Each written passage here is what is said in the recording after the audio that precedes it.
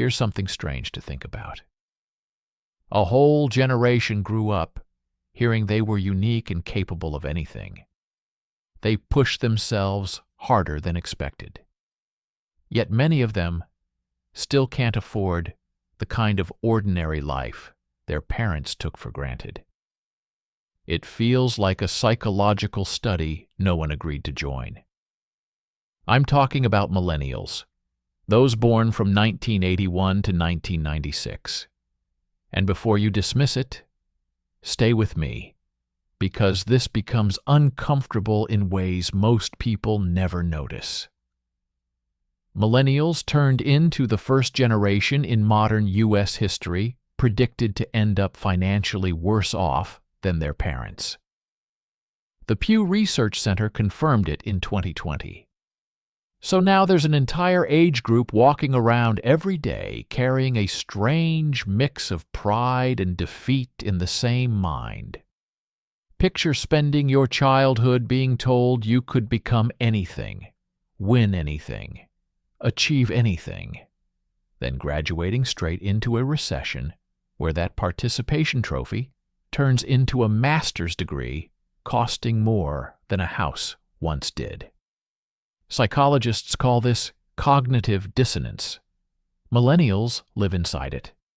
And it goes far beyond jokes about student loans or avocado toast. Psychologist Jean Twenge even wrote a book, Generation Me, about this exact pattern. Her research showed millennials score higher on narcissism than earlier generations. But here's the twist. They also show higher levels of anxiety and depression. So you end up with people who feel both exceptional and useless at the same time. A trauma response dressed in a LinkedIn profile. Now look at the timeline. Millennials were raised during the self-esteem parenting wave of the 80s and 90s. Helicopter supervision, trophies for everyone, constant reassurance of intelligence just for existing. The intentions weren't bad. Parents were sincerely following the psychological advice available back then. Then they reached their 20s, right as the economy collapsed in 2008. They entered a job market that no longer worked the way they were promised, and suddenly had to operate in a reality they were never prepared for.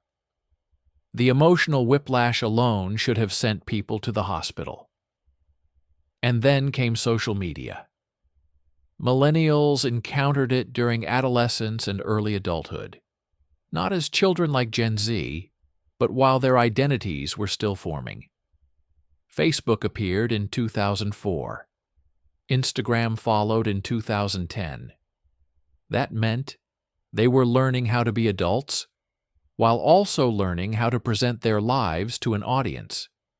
Research by Dr. Tim Kasser shows that when self-worth depends on external approval, exactly what social media trains, mental health declines. It becomes a non-stop campaign for your own existence, and the voting never ends. Now add another layer. Millennials often delay or completely miss the traditional milestones that once defined adulthood: marriage, owning a home, having children. Surveys show they still want these things, but financially, they're nearly unreachable without family money or incredible luck. So people in their 30s and 40s feel like life hasn't properly begun yet. The waiting room is a small apartment with huge rent, and even the therapist's calendar is full for months. Long-term uncertainty has real psychological effects. When society's markers of adulthood stay out of reach, the brain doesn't calmly accept it. It produces a steady background stress called allostatic load, your body constantly preparing for an event that never arrives. Like being stuck on the loading screen of your own life and noticing the progress bar hasn't moved in 10 years. And here's the part that hits closer. Millennials were raised on a clear promise. Effort leads to results. Study hard, go to college, get a stable job, and slowly climb upward. That deal sounded simple. For decades, it actually worked, until the economy changed in ways no one expected. Millennials stepped forward ready to follow the plan and discovered college now cost 10 times more, entry-level jobs demanded years of experience, and they were handed $80,000 in debt along with gig work and zero benefits. In psychology, when reality breaks your basic assumptions about how the world operates, it's called schema disruption. When it hits an entire generation, you don't just get frustrated individuals. You reshape how millions of people view institutions, authority, and the idea of a predictable future. That's why millennials often seem both hopeful and cynical at the same time. They still believe life should be fair. They just doubt it will be. And the career topic. Millennials constantly get mocked for switching jobs and lacking loyalty. But here's the interesting part. Companies changed the relationship first. Pensions vanished. Permanent roles turned into contracts. Layoffs became routine strategy. Millennials didn't create the instability. They adjusted to it. If the system treats workers as replaceable, adapting becomes the rational move. There's another detail rarely discussed enough. Millennials are among the most educated and most diverse generations ever, yet they're often reduced to early internet culture stereotypes. They grew up alongside the internet. That shapes the mind in a specific way. You question everything after seeing how truth shifts depending on who tells the story. People who challenge norms get called entitled or difficult. But critical thinking inside systems that were never meant to be questioned will always look like defiance. The conversation about mental health also changed because of them. They were the first group to openly normalize therapy and talk about anxiety and depression as real conditions instead of personal weakness. And they did it while living under heavier pressure, massive student debt, housing costs rising far beyond wages, and permanent job insecurity.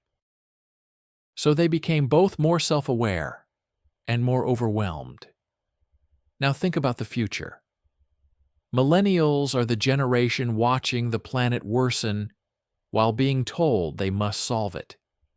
Despite having less power and fewer resources to act at the necessary scale. That creates a mix of dread and helplessness.